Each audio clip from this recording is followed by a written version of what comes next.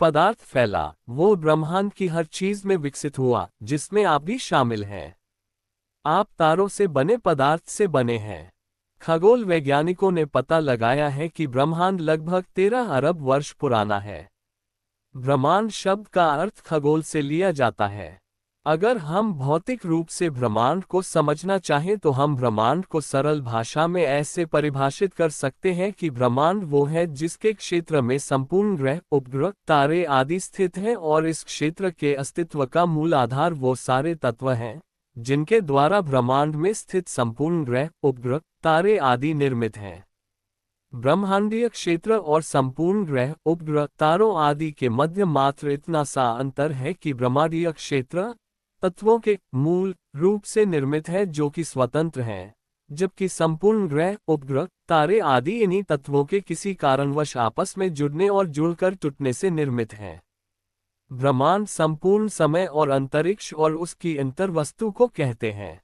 ब्रह्मांड में सभी ग्रह, तारे, गैलेक्सियां, खगोलीय पिंड, गैलेक्सियों के बीच के अंतरिक्ष की अंतर्वस्तु, अपरमाणविक कण और सारा पदार्थ और सारी ऊर्जा सम्मिलित है।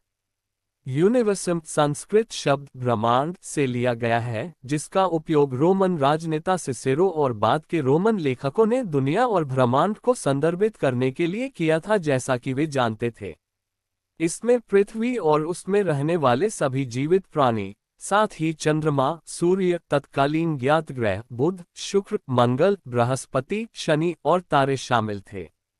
सरल भाषा में कहे तो ये करोड़ों तारे, आकाशगंगा, गैस, ग्रह, नक्षत्र मिलकर ब्रह्मांड का निर्माण करते हैं, जिसका निर्माण काल 13.787 अरब वर्ष पहले शुरू हुआ और ये प्रकाश के गति से बढ़ ही रहा है।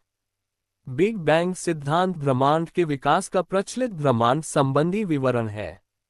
इस सिद्धांत के अनुसार अंतरिक्ष और समय 13.787 जोड़ या घटाव 0.020 अरब वर्ष पहले एक साथ उभरा और तब से ब्रह्मांड का विस्तार हो रहा है। जबकि पूरे ब्रह्मांड का स्थानिक आकार अज्ञात है, अवलोकन योग्य ब्रह्मांड के आकार को मापना संभव है, जो वर्तमान समय में लगभग 93 अरब प्रकाश वर्ष व्यास का है।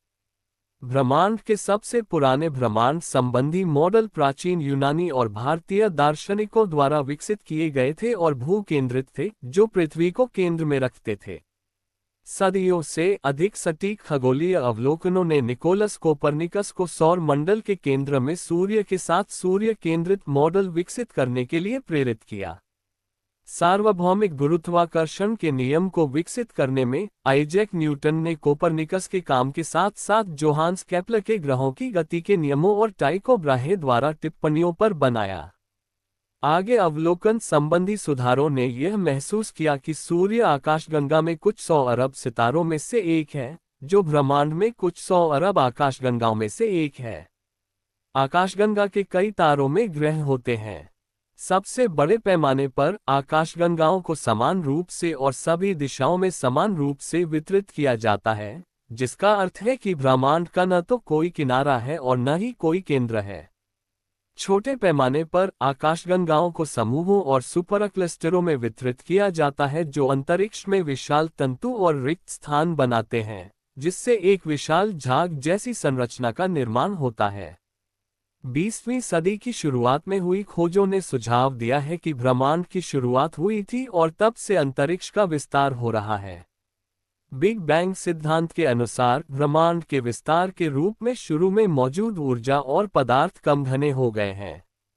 लगभग 10-32 सेकंड में मुद्रास्फीति युग नामक प्रारंभिक त्वरित विस्तार के बाद और 4 ज्ञात मौलिक बलों के अलगाव के बाद ब्रह्मांड धीरे धीरे ठंडा हो गया और विस्तार करना जारी रखा, जिससे पहले उप परमाणु कणों और सरल परमाणुओं को बनाने की इजाजत मिली।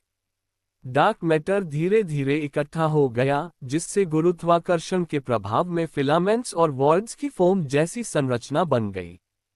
हाइड्रोजन और हीलियम के विशाल बादल धीरे धीरे उन जगहों की ओर खींचे चले गए जहां डार्क मैटर सबसे अधिक सघन था, जिससे पहली आकाशगंगाएं, तारे और आज दिखाईने वाली हर चीज का निर्माण हुआ। वैज्ञानिकों ने पाया है कि हमारा ब्रह्मांड फैल रहा है और फैल रहा है। अब तक वैज्ञानिकों ने पाया है कि हमारा ब्रह्मांड 93 बिलियन प्रकाश वर्ष है। इसे परिप्रेक्ष्य में रखने के लिए एक प्रकाश वर्ष 6 ट्रिलियन मील के बराबर है। हमारे ब्रह्मांड के बारे में अभी भी बहुत कुछ ऐसा है जो हम नहीं जानते, जैसे कि इसका आकार, इसका उद्देश्य या इससे परे क्या है। हालांकि हमने नीचे दिए गए प्रश्नों में उन सभी आवश्यक जानकारियों को विभाजित किया है जो हम जानते हैं। 1927 में बेल्जियम के भौतिकी के प्रोफेसर जॉर्जेस लेमेत्रे ने अपना सिद्धांत प्रस्तुत किया कि संपूर्ण ब्रह्मांड की रचना एक विशेष समय पर एक परमाणु से हुई थी। इसे वैज्ञानिक समुदाय में व्यापक अस्वीकृति मिली क्योंकि रूढ़िवादी मान्यताओं का दावा था कि अंतरिक्ष और अंतरिक्ष के भीतर सभी सामग्री जैसे ग्रह स्थिर थे।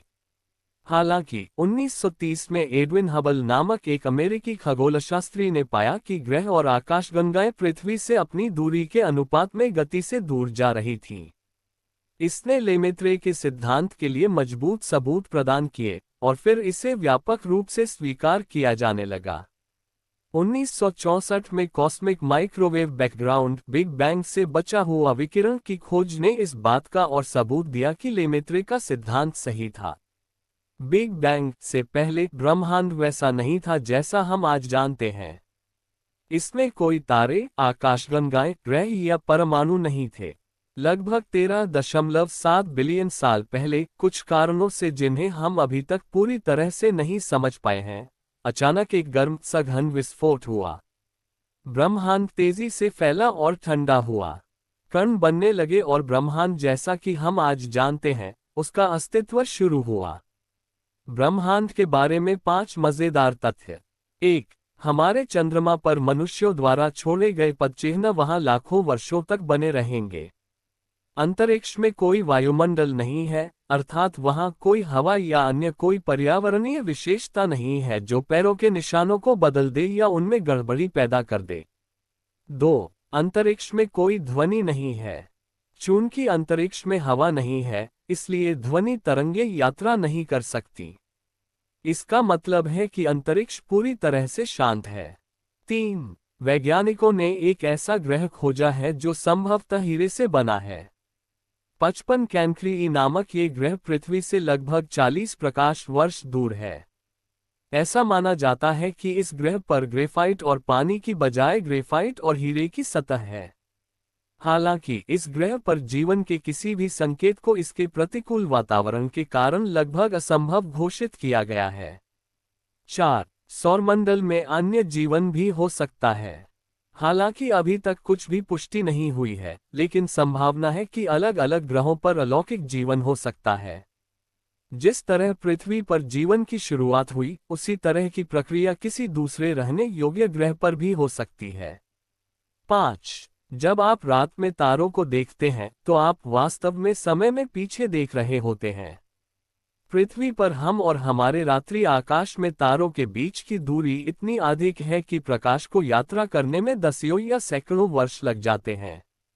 इसका मतलब है कि हम तारे को उसी रूप में देख रहे हैं जैसा वह वर्षों पहले था। उदाहरण के लिए, एंड्रोमेडा गैलेक्सी अंतरिक्ष में सबसे दूर की वस्तु है जिसे हम अपनी नंगी आंखों से देख सकते हैं। ये लगभग 2.5 बिलियन प्रकाश वर्ष दूर है, जिसका अर्थ है कि जब हम इसे देख पाते हैं, तो हम गैलेक्सी के उस संस्करण को देख रहे होते हैं जो 2.5 बिलियन वर्ष से अधिक पुराना है। इससे भी अधिक हैरान करने वाली बात यह है कि यदि हमारा सौरमंडल भी एंड्रोमेडा गैलेक्सी के दृश्य निकटता में होता, तो वे हमारा एक ऐसा संस्करण देख रहे होते जो 2.5 बिलियन वर्ष से भी अधिक पुराना होता। यह मनुष्यों के अस्तित्व में आने से भी पहले की बात है। ब्रह्मांड का पिता कौन है? हिंदू धर्मग्रंथों के अनुसार भगवान शिव को ब्रह्मांड का पिता माना जाता है क्योंकि उन्होंने ब्रह्मांड के निर्माता और पुनर्योजी के रूप में महत्वपूर्ण भूमिका निभाई है। उन्हें आदिम ब्रह्मांडीय नर्तक के रूप में देखा जाता है जिनकी दिव्य लयबद्ध हरकतों ने सृष्टि को जन्म दिया। ये ब्रह्मांड कपित कैथे के फल की भांति अंतकटाह से घिरा हुआ है। ये कटाह अपने से 10 गुने परिमाण के जल से घिरा हुआ है। ये जल अपने से 10 गुने परिमाण के अग्नि से घिरा हुआ है। यह अग्नि अपने से 10 गुने परिमाण के वायु से घिरा हुआ है। ये वायु अपने से 10 गुने परिमाण के आकाश से घिरा हुआ है। यह आकाश अपने से 10 गुने परिमाण के तामस अंधकार से घिरा हुआ है। ये तामस अंधकार अपने से 10 गुने परिमाण के महत तत्व से घिरा हुआ है। महत तत्व अपरिमेय, असीमित तत्वों के वृहद से वृहत्तर रूप से निर्मित संपूर्ण ग्रह, उपग्रह, तारे आदि जो ब्रह्मांड के एक एक अंग हैं, इनका वर्गीकरण मानव ने इनकी प्रकृति के अनुसार किया है। भारत के ऋषियों ने इन तारों और ग्रहों के विषय में खगोल शास्त्र के माध्यम से लगभग 2200 साल पहले ही पता लगा लिया था। भागवत पुराण के अनुसार ऋषि बाराहमिहिर ने 27 नक्षत्र, 7 ग्रहों तथा ध्रुव तारे को वैधने के लिए एक जलाशय में मेरु स्तंभ का निर्माण करवाया था। इस मेरु स्तंभ में 7 ग्रहों के लिए 7 मंजिल और 27 नक्षत्रों के लिए 27 रोशनदानों का निर्माण काले पत्थरों से करवाया गया था तथा इसके चारों तरफ मंदिर स्वरूपी 27 वेधशालाएं स्थापित की गई थीं। सबसे बड़े पैमाने पर ब्रह्मांड को सजाती हर जगह समान और आइसोट्रोपिक सभी दिशाओं में समान के रूप में देखा जाता है, जो ब्रह्मांड संबंधी सिद्धांत के अनुरूप है। 1927 में जॉर्जेस लेमेत्रे स्वतंत्र रूप से सैद्धांतिक आधार पर फ्रीडमैन के समान निष्कर्ष पर पहुंचे और आकाशगंगाओं की दूरी और उनके मंदी के वेग के बीच एक रैखिक संबंध के लिए अवलोकन संबंधी साक्ष्य भी प्रस्तुत किए। महाब्रह्मांड या मेटा ब्रह्मांड उस काल्पनिक बहु ब्रह्मांड को कहते हैं जिसमें ब्रह्मांडों के समूह का अंदाजा लगाया गया है। इसे ऐसे भी समझा जा सकता है कि अंग्रेजी के शब्द यूनिवर्स का मतलब ब्रह्मांड होता है। यहाँ यूनि का मतलब एक है और यह एक ब्रह्मांड के लिए प्रयुक्त होता है। मल्टीवर्स में मल्टी का अर्थ है बहुत, तो अगर हम बहुत से ब्रह्मांड को एक साथ बोलना चाहते हैं तो इसे मल्टीवर्स कहा जाता है। बिग बैंग सिद्धांत के अनुसार लगभग 13.7 अरब वर्ष पूर्व 13.7 बिलियन ईयर अगो ब्रह्मांड सिमटा हुआ था। इसमें हुए एक विस्फोट के कारण इसमें सिमटा हर एक कण फैलता गया जिसके फलस्वरूप ब्रह्मांड की रचना हुई। यह विस्तार आज भी जारी है जिसके चलते ब्रह्मांड आज भी फैल रहा है। इस धमाके में अत्यधिक ऊर्जा का उत्सर्जन हुआ। यह ऊर्जा इतनी अधिक थी जिसके प्रभाव से आज तक ब्रह्मांड फैलता ही जा रहा है। सारी भौतिक मान्यताएं इस एक ही घटना से परिभाषित होती हैं जिसे बिग बैंग सिद्धांत कहा जाता है। महाविस्फोट नामक इस महाविस्फोट के धमाके के मात्र 1.43 सेकंड अंतराल के बाद समय अंतरिक्ष की वर्तमान मान्यताएं अस्तित्व में आ चुकी थीं। भौतिकी के नियम लागू होने लग गए थे। 1.34वें सेकंड में ब्रह्मांड 1030 गुना फैल चुका था और क्वार्क, लैप्टॉन और फोटोन का गर्म द्रव्य बन चुका था। 1.4 सेकंड पर क्वार्क मिलकर प्रोटॉन और न्यूट्रॉन बनाने लगे और ब्रह्मांड अब कुछ ठंडा हो चुका था। हाइड्रोजन, हीलियम आदि के अस्तित्व का आरंभ होने लगा था और अन्य भौतिक तत्व बनने लगे थे। बिग बैंग सिद्धांत के आरंभ का इतिहास आधुनिक भौतिकी में जॉर्ज लेमेत्रे ने लिखा हुआ है। लेमेंत्रे एक रोमन कैथोलिक पादरी थे और साथ ही वैज्ञानिक भी। उनका ये सिद्धांत एल्बर्ट आइंस्टीन के प्रसिद्ध सामान्य सापेक्षवाद के सिद्धांत पर आधारित था। यह एडविन हबल थे जिन्होंने वर्ष 1929 में ये बताया कि सभी गैलेक्सी एक दूसरे से सिकुड़ रहे हैं। महाविस्फोट सिद्धांत दो मुख्य धारणाओं पर आधारित होता है। पहला भौतिक नियम और दूसरा ब्रह्मांडीय सिद्धांत। ब्रह्मांडीय सिद्धांत के मुताबिक ब्रह्मांड सजातीय और समदैशिक आइसोट्रोपिक होता है। 1964 में ब्रिटिश वैज्ञानिक पीटर हिगस ने महाविस्फोट के बाद 1 सेकंड के अरबे भाग में ब्रह्मांड के द्रव्यों को मिलने वाले भार का सिद्धांत प्रतिपादित किया था, जो भारतीय वैज्ञानिक सत्येंद्र नाथ बोस के बोसोन सिद्धांत पर ही आधारित था। इसे बाद में हिगस बोसोन के नाम से जाना गया। इस सिद्धांत ने जहां ब्रह्मांड की उत्पत्ति के रहस्यों पर से पर्दा उठाया, वहीं उसके स्वरूप को परिभाषित करने में भी मदद की। ऐतिहासिक रूप से ब्रह्मांड विज्ञान और इसकी उत्पत्ति ब्रह्मांडजन्य के बारे में कई विचार रहे हैं। भौतिक नियमों द्वारा शासित एक अवैयक्तिक ब्रह्मांड के सिद्धांत सबसे पहले यूनानियों और भारतीयों द्वारा प्रस्तावित किए गए थे। प्राचीन चीनी दर्शन ने ब्रह्मांड की धारणा को अंतरिक्ष और समय दोनों को शामिल किया। सदियों से खगोलीय प्रेक्षणों और गति और गुरुत्वाकर्षण के सिद्धांतों में सुधार ने ब्रह्मांड का कभी अधिक सटीक विवरण दिया। ब्रह्मांड विज्ञान का आधुनिक युग एल्बर्ट आइंस्टीन के 1915 के सापेक्षता के सामान्य सिद्धांत के साथ शुरू हुआ, जिसने पूरे ब्रह्मांड की उत्पत्ति, विकास और निष्कर्ष की मात्रात्मक भविष्यवाणी करना संभव बना दिया। ब्रह्मांड विज्ञान के अधिकांश आधुनिक स्वीकृत सिद्धांत सामान्य सापेक्षता और अधिक विशेष रूप से अनुमानित बिग बैंग पर आधारित हैं। कई संस्कृतियों में दुनिया और ब्रह्मांड की उत्पत्ति का वर्णन करने वाली कहानियां हैं। संस्कृतियां आमतौर पर इन कहानियों को कुछ हद तक सत्य मानती हैं। हालांकि अलौकिक उत्पत्ति में विश्वास करने वालों के बीच इन कहानियों के लागू होने के तरीके के बारे में कई अलग अलग मान्यताएं हैं, जिसमें एक ईश्वर द्वारा सीधे ब्रह्मांड का निर्माण करना शामिल है, जैसा कि यह अभी है। एक ईश्वर द्वारा बस पहियों को गति में लाना, उदाहरण के लिए बिग बैंग और विकास जैसे तंत्रों के माध्यम से। मिथकों का अध्ययन करने वाले नृवंश विज्ञानियों और मानव विज्ञानियों ने सृजन की कहानियों में दिखाई देने वाले विभिन्न विषयों के लिए विभिन्न वर्गीकरण योजनाएं विकसित की हैं। उदाहरण के लिए, एक प्रकार की कहानी में दुनिया एक विश्व अंडे से पैदा होती है। ऐसी कहानियों में फिनिश महाकाव्य कालेवाला, पंगु की चीनी कहानी या भारतीय ब्रह्मांड पुराण शामिल हैं। संबंधित कहानियों में ब्रह्मांड एक एकल इकाई द्वारा स्वयं कुछ उत्पन्न करने या उत्पन्न करने से बनाया गया है, जैसा कि तिब्बती बौद्ध धर्म की आदि बुद्ध अवधारणा, गैया धरती माता की प्राचीन ग्रीक कहानी, एज़टेक देवी कोटलिक्यू मिथक, प्राचीन मिस्र के देवता अतुम की कहानी और जूदेव ईसाई उत्पत्ति सृजन कथा, जिसमें अब्राहमिक भगवान ने ब्रह्मांड का निर्माण किया।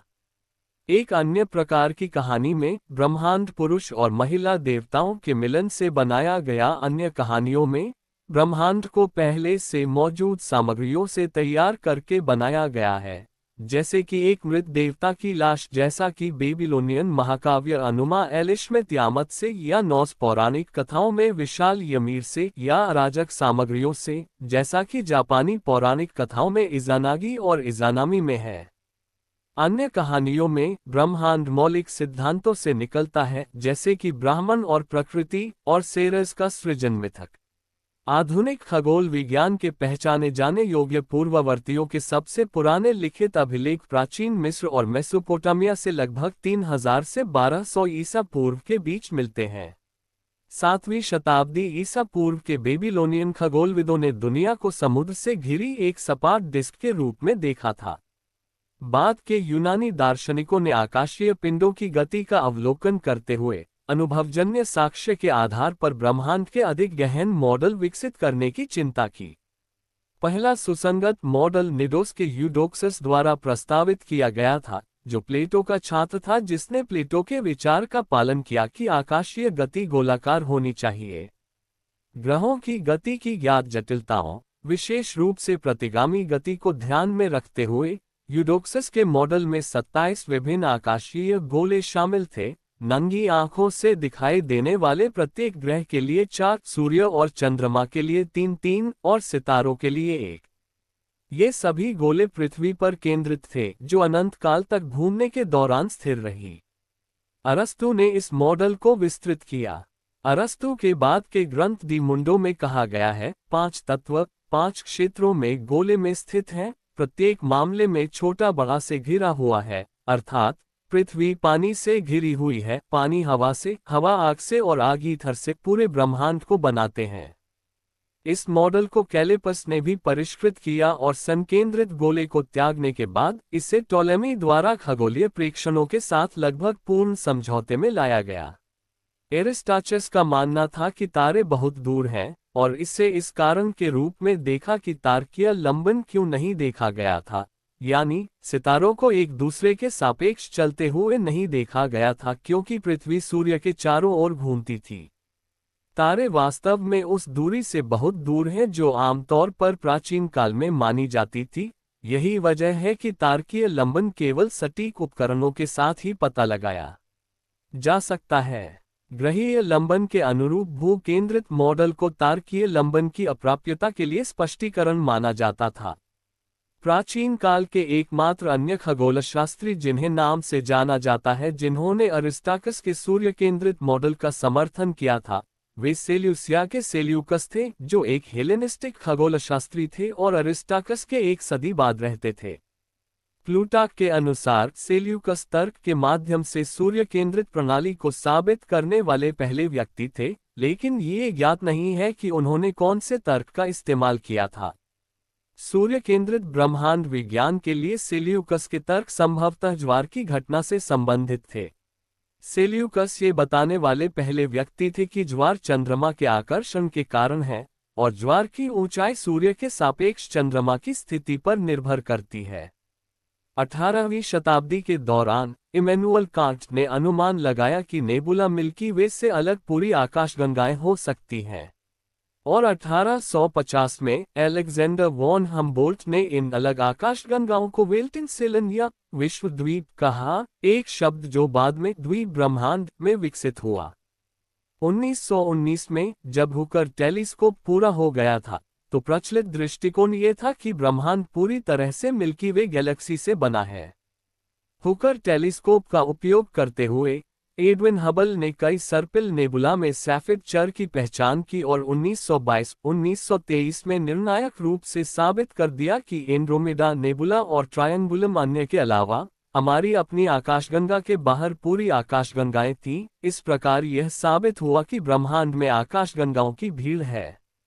भौतिक ब्रह्मांड विज्ञान का आधुनिक युग 1917 में शुरू हुआ, जब एल्बर्ट आइंस्टीन ने पहली बार ब्रह्मांड की संरचना और गतिशीलता को मॉडल करने के लिए सापेक्षता के अपने सामान्य सिद्धांत को लागू किया। पृथ्वी के स्थान का ज्ञान 400 वर्षों के दूरबीन अवलोकनों द्वारा आकार दिया गया है और 20वीं शताब्दी की शुरुआत से मौलिक रूप से विस्तारित हुआ है। प्रारंभ में पृथ्वी को ब्रह्मांड का केंद्र माना जाता था, जिसमें केवल वे ग्रह शामिल थे जो नग्न आंखों से दिखाई देते थे और स्थिर तारों का एक बाहरी क्षेत्र था। 17वीं शताब्दी में हेलियोसेंट्रिक मॉडल की स्वीकृति के बाद विलियम हर्शेल और अन्य लोगों के अवलोकन से पता चला कि सूर्य तारों की एक विशाल डिस्क के आकार की आकाशगंगा के भीतर स्थित है। 20वीं शताब्दी तक सर्पिल नेबुला के अवलोकन से पता चला कि मिल्की वे आकाशगंगा एक विस्तारित ब्रह्मांड में अरबों में से एक थी, 3-4 क्लस्टर और सुपर क्लस्टर में समूहीकृत। 20वीं शताब्दी के अंत तक दृश्यमान ब्रह्मांड की समग्र संरचना स्पष्ट हो रही थी। 6 इससे भी बड़े पैमाने पर 1000 मेगापार्सेक एक से अधिक ब्रह्मांड समरूप हो जाता है, जिसका अर्थ है कि इसके सभी भागों का औसतन घनत्व, संरचना और संरचना समान होती है। चूंकि ऐसा माना जाता है कि ब्रह्मांड का कोई केंद्र या किनारा नहीं है, इसलिए ब्रह्मांड में पृथ्वी की समग्र स्थिति को दर्शाने के लिए कोई विशेष संदर्भ बिंदु नहीं है। क्योंकि अवलोकनीय ब्रह्मांड को ब्रह्मांड के उस क्षेत्र के रूप में परिभाषित किया गया है जो स्थलीय पर्यवेक्षकों को दिखाई देता है, पृथ्वी प्रकाश की गति की स्थिरता के कारण पृथ्वी के अवलोकनीय ब्रह्मांड का केंद्र है। विशिष्ट संरचनाओं के संबंध में पृथ्वी की स्थिति का संदर्भ दिया जा सकता है, जो विभिन्न पैमानों पर मौजूद हैं। यह अभी भी अनिर्धारित है कि ब्रह्मांड अनंत है या नहीं। ऐसी कई परिकल्पनाएं की गई हैं कि ज्ञात ब्रह्मांड उच्चतर मल्टीवर्स के भीतर केवल एक ऐसा उदाहरण हो सकता है।